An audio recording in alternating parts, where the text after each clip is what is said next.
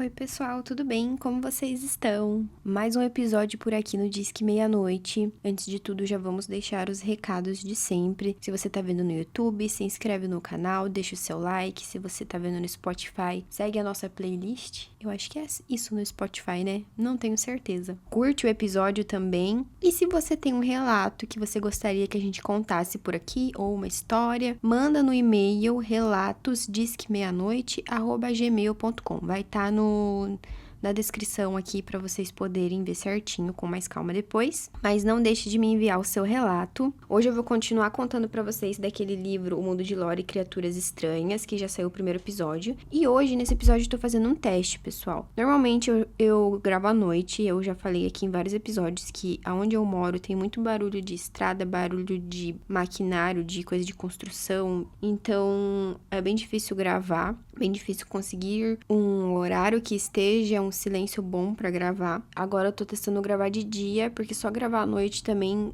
às vezes não dá, e aí eu acabo perdendo gravação. Tem aí que nem esses tempos vocês ficaram sem episódio por um bom tempo, porque eu tenho que ficar toda vez encaixando minhas gravações à noite, às vezes à noite não tem como. Então me deixem nos comentários o que vocês acharam do áudio desse episódio, se ficou bom, se vocês acharam que ficou ruim. Não, tá ali, você realmente vai ter que dar um jeito de gravar à noite, porque de dia ficou horrível. Vocês me falem que daí eu dou um jeito. Mas então vamos pra vinheta. Vou chamar a vinheta pra vocês e pra gente começar a contar mais um pouco dessas histórias.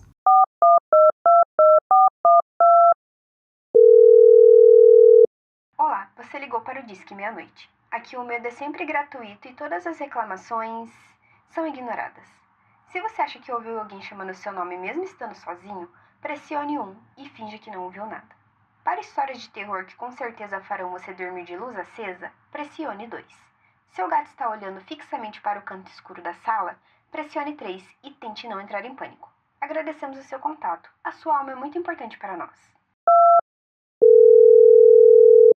Criaturas estranhas, raízes profundas. No começo dos anos 1990, dois garotos brincavam em uma encosta de cascalho perto de uma velha mina abandonada na periferia de Greenswood, Connecticut. Garotos fazem as coisas mais esquisitas para fugir do tédio. Por isso não me surpreende nem um pouco que tenham ido brincar em uma colina coberta de pedrinhas. E imagino que se divertiam muito. Isto é, até um deles deslocar duas pedras maiores. Quando as pedras se soltaram e desceram pela encosta, os dois meninos perceberam que havia algo estranho. Eram pedras de um formato quase idêntico, sinistramente familiar. Eles desceram a colina pela última vez para dar uma olhada de perto, e foi então que perceberam que haviam encontrado crânios. No começo, a polícia local foi acionada para investigar a possibilidade de um assassino em série desconhecido. Tantos corpos no mesmo lugar não eram um bom sinal. Mas logo ficou óbvio que os peritos necessários ali eram arqueólogos. Eles estavam certos. No fim, foram descobertos 29 túmulos na área que era, na verdade, um cemitério esquecido.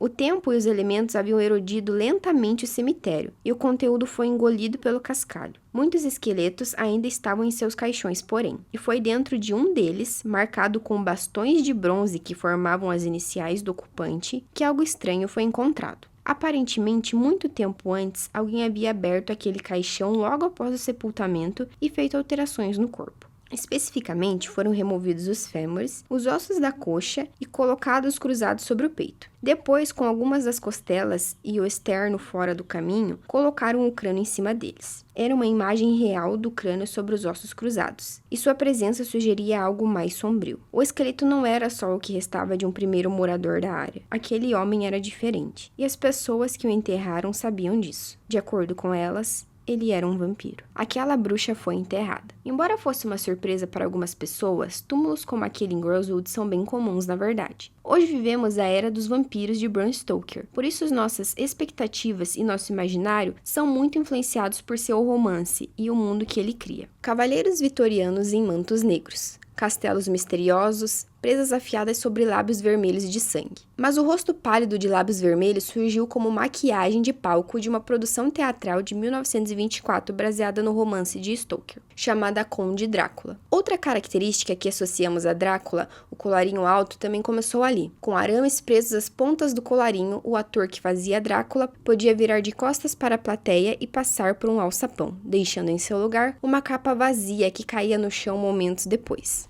O verdadeiro mito do vampiro, porém, é bem mais velho que Stoker. É uma árvore muito antiga, com raízes profundas e retorcidas. Por mais difícil que seja a compreensão para a cultura popular, a lenda do vampiro e das pessoas que o caçam, na verdade, é anterior a Drácula em séculos. Um pouco além de Bram Stoker no passado, no berço do que um dia se tornaria os Estados Unidos, o povo da Nova Inglaterra identificava atividades de vampiros em suas cidades e em seus vilarejos, e depois reunia grupos de pessoas para lidar com o que percebiam ser uma ameaça. Greenswood era uma dessas comunidades. De acordo com um arqueólogo que estudaram os 29 túmulos, uma grande maioria deles era contemporânea ao sepultamento do vampiro, e muitos tinham sinais de alguma doença. Tuberculose é o palpite mais provável, o que ajuda muito a explicar por que as pessoas fizeram o que fizeram. O folclore era claro. O primeiro a morrer de uma doença em geral era a causa do surto que se seguia a essa morte. O paciente zero podia estar morto, é claro, mas ainda atuava drenando lentamente a vida de outras pessoas. Por causa dessa crença, corpos em todo o Nordeste eram exumados e destruídos de um jeito ou de outro. De muitas maneiras, era como se antigas superstições subissem das profundezas do passado para assombrar os vivos. Gente, eu acho que é daí que vem aquela questão nas lendas de que se você mata o vampiro-chefe, digamos assim, que transformou ali outros vampiros, os vampiros que foram transformados por ele morrem junto. Eu acho que foi daí que veio, muito interessante saber disso. Os detalhes de outro caso de Stamford, Connecticut, no fim dos anos 1870, ilustram perfeitamente o ritual. Depois de uma família local perder 5 das 6 filhas para a doença, a primeira que morreu foi desenterrada e examinada. Leia a seguir o que fora registrado da ocorrência. Exumação revelou um coração e pulmões, ainda frescos e vivos. Exumação revelou um coração e pulmões, ainda frescos e vivos, envoltos em tegumentos podres e pegajosos. E depois de queimadas essas partes do defunto, um parente vivo, também condenado e a caminho do túmulo, recuperou-se repentina e milagrosamente. Esse tipo de evento macabro comunitário acontecia frequentemente em Connecticut, Vermont, Nova York, New Hampshire, Ontário e, é claro, Rhode Island, onde a família de Mercy Brown exumou seu corpo depois que as outras pessoas morreram. Mercy Brown, contudo, não foi de fato o primeiro vampiro norte-americano. Até onde podemos dizer, essa honra coube à esposa de Isaac Burton, de Manchester, Vermont, em 1793. E quanto à exumação de Mercy Brown ter sido assustadora e sombria, o incidente com Burton reduz essa história a nada. O capitão Isaac Burton casou-se com Rachel Harris em 1789, mas o casamento foi breve. Meses depois do enlace, Rachel adoeceu e logo morreu de tuberculose, fazendo do marido um jovem viúvo. Burton casou-se novamente em abril de 1791, e dessa vez com uma mulher chamada Hilda Powell. 2 anos após esse segundo casamento, a nova esposa de Burton também ficou doente. Amigos e vizinhos começaram a comentar e, como as pessoas costumam fazer, a tentar tirar conclusões. Perguntas sem respostas nos incomodam, por isso temos a tendência de procurar motivos. E o povo de Manchester achava que sabia porque Hilda estava doente. Embora a primeira esposa de Isaac, Rachel, tivesse morrido 3 anos antes disso, as pessoas de Manchester sugeriam que ela era a causa. Gente, mas assim, um homem casou com uma mulher, ela morreu de tuberculose. Ele casou com outra, ela tá morrendo de tuberculose também, não sei se o problema é a falecida não, hein? Embora a primeira esposa de Isaac, Rachel, tivesse morrido 3 anos antes disso, as pessoas de Manchester sugeriam que ela era a causa. Consideravam óbvio que de seu novo lar da sepultura, ela drenava a vida da nova esposa do marido. Com permissão de Burton, a cidade se preparou para exumar seu corpo e por fim a maldição. O ferreiro da cidade levou uma forja portátil ao local do sepultamento, e quase 1000 pessoas se reuniram lá para assistir ao desenrolar da cerimônia. Coração, fígado e pulmões foram removidos do cadáver de Rachel e reduzidos a cinzas. Infelizmente, porém, Hilda Burton não se recuperou e morreu poucos meses depois. Esse antigo ritual, pelo menos em relação ao povo de Manchester, Vermont, havia falhado. Eles fizeram o que tinham aprendido, por mais desagradável que fosse, mas não deu certo. Algo estranho, porque não era sempre assim. Se a carapuça serve. Como vimos, muito do que pensamos saber a respeito da lenda sobre vampiros vem de Drácula de Bram Stoker, que se passa em parte na Romênia. Mas Stoker nunca esteve lá, e o castelo que ele descreve como lar de Drácula tem por base uma ilustração do castelo Bran, que ele encontrou em um livro. A imagem desse castelo romeno pode ter capturado o clima que ele buscava, mas até onde os historiadores podem afirmar, o castelo não tem nenhuma ligação com o histórico Vlad III, ou Vlad Dracula. Porém, a ideia de um vampiro ou de uma criatura morta-viva que se alimenta dos vivos tem suas raízes na área.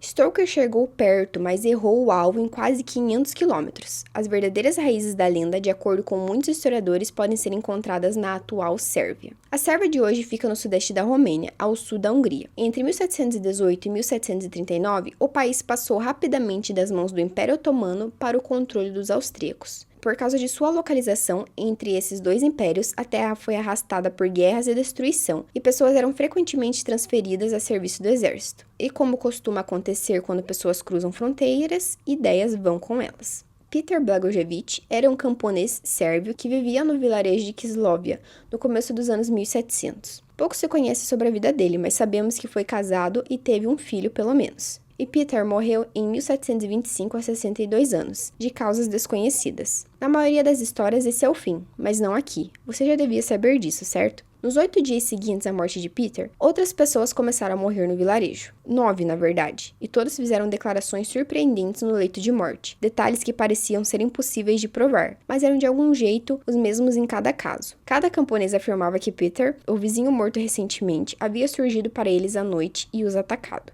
Dentro do caixão encontraram o corpo de Peter em impressionante estado de conservação. Alguns notaram que as unhas e os cabelos do homem tinham crescido. Outros comentaram sobre a condição de sua pele corada e brilhante, em vez de pálida. Não era natural, diziam, e alguma coisa precisava ser feita. Tem um comentário sobre isso, e assim, conjecturas aqui da minha mente. Não estou afirmando. Aqui a gente lida com hipóteses, gente, então são apenas conjecturas. Na Igreja Católica, a gente tem aquela questão dos corpos incorruptos. Quem quiser pesquisar mais sobre aí, que muitas vezes esses corpos, essas pessoas viram santos, que é basicamente o corpo também, ele não se decompõe da forma natural, normal que a gente conhece. Ele se mantém preservado ali. E aí eu penso que se Deus, né, o lado bom, né, esses santos, tem essa parte, acontece essas coisas dos corpos ficarem incorruptos, o lado mal também pode tentar fazer a mesma coisa. Que tanto que dizem, né, que o diabo, ele tenta imitar Deus, ele tenta ser Deus, ele quer o lugar de Deus. Então, eu não duvido que, de alguma forma, esses vampiros, essas pessoas com esses corpos que não se decompõem direito, não seja o lado sombrio tentando imitar a mesma coisa nessa questão de corpos incorruptos, sabe? Recorreram a um homem chamado Frombald, um representante local do governo austríaco, e com a ajuda de um padre, ele mesmo examinou o corpo. No relatório que escreveu, ele confirmou as primeiras descobertas e acrescentou sua observação de que poderia haver sangue fresco no interior da boca de Peter. Frombald descreveu como as pessoas do vilarejo estavam dominadas pelo medo e pelo ultraje, e como enfiaram uma estaca de madeira no coração do cadáver. Depois, ainda temendo o que a criatura poderia fazer com elas no futuro, as pessoas queimaram o corpo.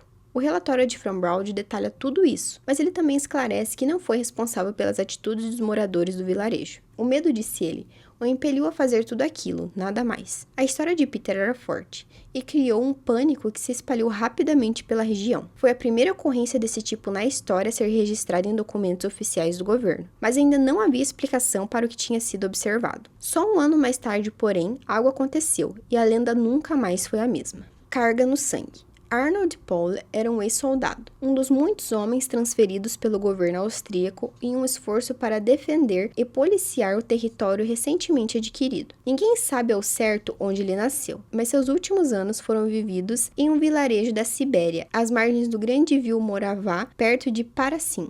Em sua vida pós-guerra, Arnold se tornou fazendeiro e com frequência contava histórias do passado. Em uma dessas histórias, Arnold afirmava ter sido atacado por um vampiro anos antes, quando morava em Kosovo. Apesar de ter sobrevivido, o ferimento continuou a incomodá-lo, até que ele tomou uma atitude. Ele disse que se havia curado comendo terra da sepultura do suposto vampiro, e depois, quando desenterrou o corpo do vampiro, colheu um pouco de seu sangue e se sujou com ele. Meu Deus, gente do céu, o que passava na cabeça cabeça das pessoas. E foi isso. De acordo com Arnold e o folclore que o levou a tomar essas atitudes, ele se curou. Depois de sua morte em um acidente na fazenda em 1726, porém, as pessoas começaram a desconfiar, porque um mês depois que ele morreu, pelo menos outras 4 pessoas na cidade se queixaram de que Arnold as visitou à noite e as atacou. Quando essas 4 pessoas morreram, os moradores do vilarejo começaram a cochichar, amedrontados. Lembraram da história de Arnold sobre ter sido atacado por um vampiro, contraído a doença, tentado se curar. Mas e se aquilo não tivesse funcionado? Por desconfiança e dúvida, eles decidiram exumar e examinar o corpo. Aqui, provavelmente, pela primeira vez na história registrada, a lenda do vampiro toma a forma de uma doença contagiosa, transmitida de pessoa para pessoa pela mordida. Isso pode parecer óbvio para nós agora, mas crescemos com a lenda totalmente formada. Para as pessoas daquele pequeno vilarejo sérvio, porém, era algo novo e horrível. O que encontraram também pareciam evidências conclusivas. Pele fresca, unhas novas, cabelo e barba mais longos. Arnold tinha até sangue na boca. Colocando-se no contexto deles, é fácil entender como podem ter ficado apavorados. Então cravaram uma estaca no coração do morto.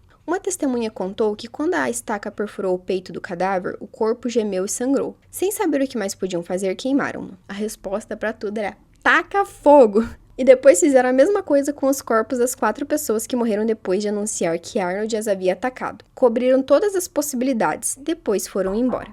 5 anos mais tarde, no entanto, outro surto assolou o vilarejo. Sabemos disso porque tanta gente morreu que o governo austríaco mandou uma equipe de médicos militares de Belgrado a fim de investigar a situação. Esses homens, liderados por 2 oficiais chamados Glauser e Frankinger, eram especiais, tinham estudado doenças contagiosas. O que era bom. Em 7 de janeiro de 1731, apenas 8 semanas depois do começo do surto, 17 pessoas haviam morrido. No começo, eles procuraram sinais de uma doença contagiosa, mas não encontraram nada. Notaram indícios de desnutrição moderada, porém nada mortal foi encontrado. Mas o tempo passava. Os habitantes viviam com um medo tão grande que começaram a se reunir em grandes grupos todas as noites, se revezando para vigiar as criaturas que consideravam responsáveis por tudo. Até ameaçaram mudar para outro lugar. Alguma coisa precisava ser feita e depressa. Felizmente havia suspeitos. A primeira era uma mulher jovem chamada Stana, recém-chegada ao vilarejo, que morrera no parto no começo da epidemia. Aparentemente, uma doença ceifara sua vida, mas havia outras pistas. Stana tinha contado que se sujara com sangue de vampiro anos antes, como proteção. Mas isso, os aldeões diziam agora, dera errado e provavelmente a transformara em um deles. Outra suspeita recaíra sobre uma mulher idosa chamada Milica. Ela também era de outra região da Sérvia e chegara ao vilarejo pouco depois da morte de Arnold Pauli. Como muitos outros, também tinha uma história. Vizinhos relatavam que ela era uma boa mulher e nunca tinha feito nada de mal intencionalmente, mas ela lhes contara que certa vez comeu a carne de um carneiro morto por um vampiro. E isso parecia ser evidência suficiente para convencer os 2 oficiais médicos a ir a fundo nessa história, literalmente. Com autorização de Belgrado, Glancer e os moradores do vilarejo exumaram todos os mortos recentes, abrindo os caixões para um exame completo. E embora a lógica e ciência devessem ter prevalecido em uma situação como aquela, o que encontraram só tornou mais profunda sua crença no sobrenatural. Dos 17 corpos, apenas 5 pareciam normais, pois haviam começado a se decompor dentro do esperado. Esses foram sepultados novamente e considerados seguros, mas os outros 12 alarmaram os aldeões e os homens do governo, porque esses corpos ainda estavam inteiros. No relatório entregue a Belgrado, em 26 de janeiro de 1732, assinado pelos 5 médicos do governo que haviam testemunhado a exumação, as testemunhas afirmaram que esses 12 corpos não haviam sido afetados pela decomposição. Os órgãos ainda continham o que parecia ser sangue fresco. A pele tinha aparência saudável e firme, e unhas e cabelos aparentavam ter crescido depois do enterro. Entendemos a decomposição muito melhor hoje, sabemos que essas descobertas não são incomuns, mas há 3 séculos o assunto tinha menos a ver com ciência e mais com superstição. Isso não parecia normal para eles. E assim, quando os médicos redigiram seus relatórios, usaram um termo que até aquele momento jamais havia aparecido em nenhum relato histórico de um caso como esse. Eles descreveram que haviam encontrado os 12 corpos de uma condição vampírica. Diante de tantas questões sem respostas, essa era a única conclusão a que conseguiram chegar. Assim, os moradores do vilarejo fizeram o que sua tradição mandava. Removeram a cabeça de cada corpo, reuniram todos os restos em uma pilha e queimaram tudo. A ameaça estava finalmente eliminada. Mas algo novo havia nascido, algo mais poderoso que um monstro, algo que vive séculos e se espalha como fogo. Uma lenda.